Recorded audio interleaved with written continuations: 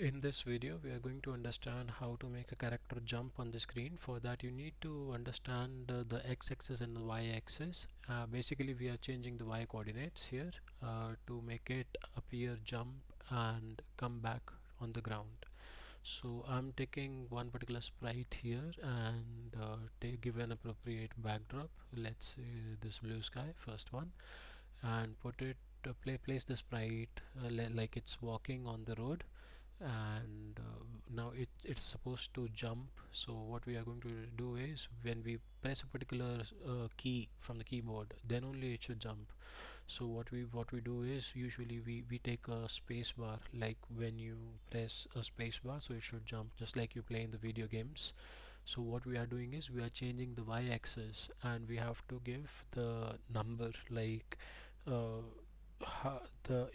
like telling the height, basically up to what height it should make a jump. And we are again changing the y-axis so that it should come back on the screen, like after the jump, after making the jump.